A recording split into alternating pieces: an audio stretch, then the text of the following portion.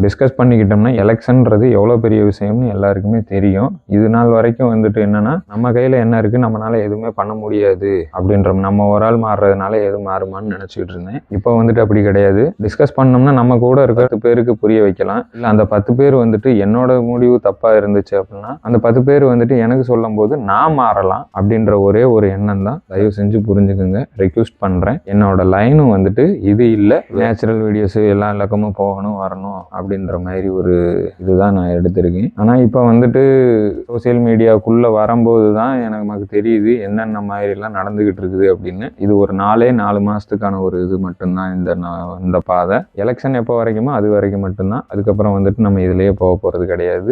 தயவு செஞ்சு புரிஞ்சுக்கோங்க.